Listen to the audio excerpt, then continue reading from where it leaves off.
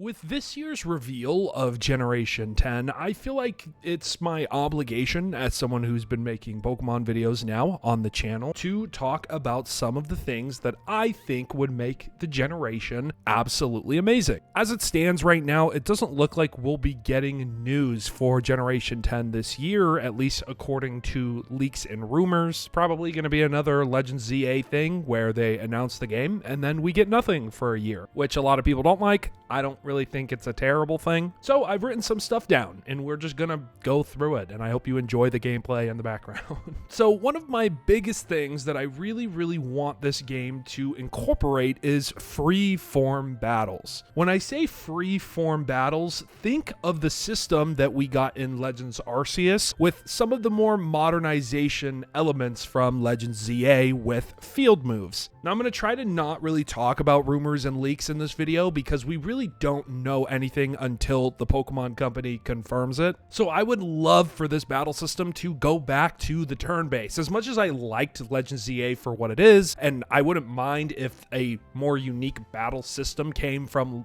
future Legends games, I just personally like the turn-based style more. And as we've seen with games like Expedition 33, for a very extreme example, turn-based games can actually do a lot. I mean, even the new Digimon game did a really good thing with turn-based battles. Monster Hunter Stories 3, another excellent example of a modernized turn-based system. So give me a blend of Legends ZA and Legends Arceus. Another thing to return from PLA, give me full survival scenarios again. Now, I know that you can still die and you can still take damage from Pokemon and wild encounters in Legends ZA, but I feel like in PLA it was a lot more extreme, and it was probably just because of the setting feel. And I feel like with this new tropical setting that they're going for, this whole island adventure that we're about to go on, just give me some more survival. I'm not saying to give me a hunger bar. I'm not saying to make me thirsty in the game. Just friggin' let me die from Pokemon attacks. Make it feel intense too, because something about the ZA wild encounters, maybe it was because of how small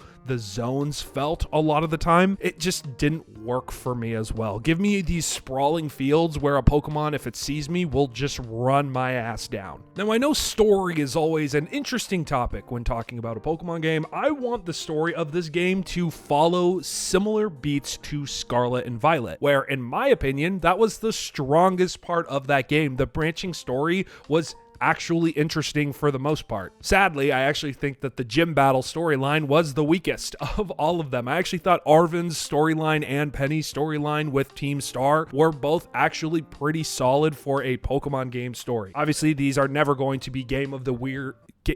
Dude, I cannot talk today. Wow. Obviously, these are never going to be Game of the Year level stories and narratives, but just make me care again, right? Think of Generation 5, even Generation 7. I actually really like the stories of both of those generations, so just give me something in that same ballpark. Now, I put multiplayer on here, and by multiplayer, I mean the co-op ability. Scarlet and Violet actually add a really awesome co-op feel, and it actually felt like you could almost play the entire game in a co-op setting. I really hope that with the release of Pokemon Champions that they don't completely strip the multiplayer elements out of the base games. Let me have my friends join. Let me battle my friends in the game. Please, Game Freak. It's really not that hard for them to do. Now, obviously, Scarlet and Violet tried to do follow Pokemon, and I think that Legends ZA does it a little better, but I mean, how hard is it for us to just get a good follow Pokemon system like the Let's Go games again? Give me more characteristics with Pokemon. I don't mean ride Pokemon that have specific characteristics. I mean, let the Pokemon that I have follow me feel a little more unique. Obviously, that's a lot to ask for with Game Freak. Uniqueness and Pokemon usually doesn't go hand in hand in the Switch era. But man, let me choose one small Pokemon to put on my shoulder. Just let me put Linoon. Just have Linoon in the game, please. My favorite freaking Pokemon. Just let me do it. Now, a big part of Scarlet and Violet that I personally had a huge problem with, bigger than the performance issues, bigger than the graphical issues, bigger than some of the lackiness of towns and developments in the game, was the battles and how they approached it. For some reason, in Generation 9, Pokemon battles with trainers were almost entirely optional. Now, is it okay to make a chunk of battles optional because a lot of people don't actually like the random trainer battles? Sure, but I felt like you could actually go through pretty much the entire game in Scarlet and Violet and not battle any of the route trainers whatsoever. It also felt like if you did battle all of them, you just wouldn't really